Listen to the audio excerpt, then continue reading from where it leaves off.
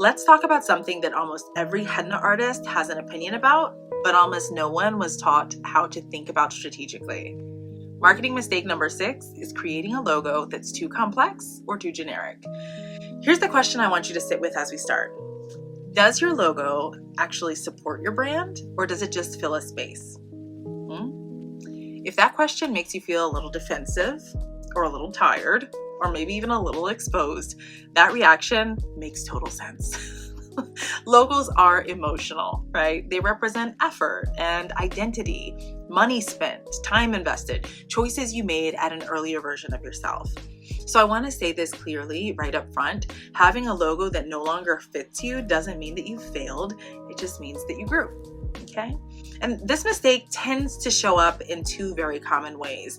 For newer artists, normally the logo is often too complex. There will be too many elements, too many fonts, too much detail, trying to say everything at once. We've got hands and mandala patterns and florals and script fonts layered on top of symbols, layered on top of textures. It looks beautiful until it has no function. Okay. Now, for artists who've been doing this for longer, often the problem is the opposite. The logo is too generic. It's safe and it's pretty and it's familiar. And it also blends in so well that it just disappears. Different stages, same result, okay? Your logo isn't doing its job. That's the bottom line. A logo's job is not to explain everything you do. It's not meant to showcase every skill you have. It's not meant to carry the entire weight of your brand story. A logo is a marker. It should be memorable, scalable, recognizable at a glance. And most importantly, it should reflect your niche, your aesthetic, and your vibe, okay? Not just exist because you need one. Simple logos are more memorable for a reason.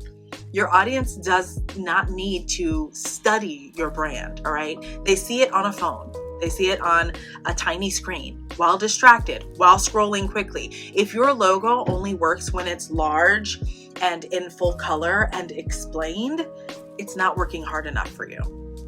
Complex logos don't signal professionalism. They actually usually signal indecision, which doesn't work. Now, let's talk about the generic logos too. This is especially common for artists who've been around for a while. You probably chose something neutral, something very widely accepted, something that felt right at the time. A lotus, a hand, a henna cone, a script font that was everywhere at the time you picked it, right? And at the time, that decision probably was right. But over time, what happens? You blend in. And blending in is expensive. It is a very expensive mistake. Generic logos don't offend anyone, but they also don't stick out with anyone either. If your logo could belong to 5 other henna artists in your city, it's not helping you to stand out, okay? Standing out doesn't mean loud and flashy. It just means intentional. A custom, thoughtful logo doesn't shout. It quietly signals to the right client, this is for you.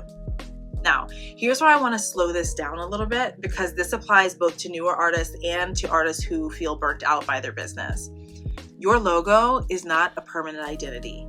It's a tool, and tools are allowed to change when the job changes, okay? If you're newer, you may have created something quickly just to get started, and that was the right decision then, okay? We can hold space for that.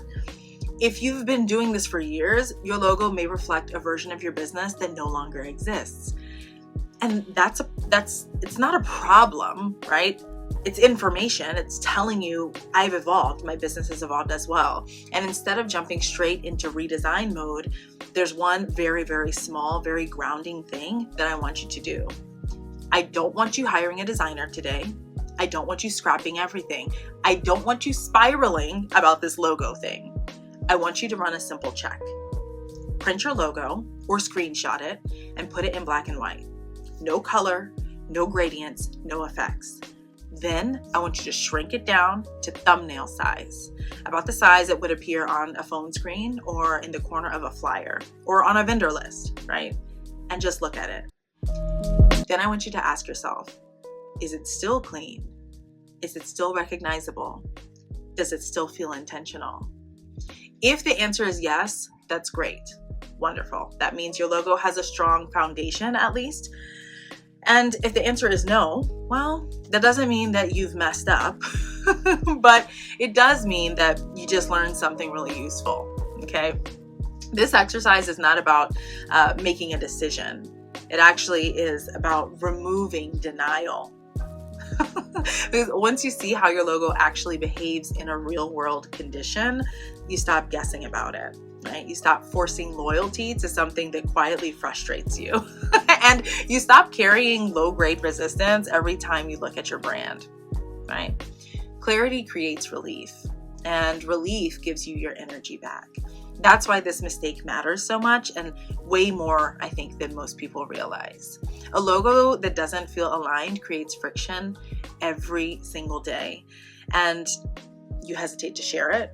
You avoid printing things. You cringe just a little when you see it, right? That's not trivial. That's energy leakage in your business.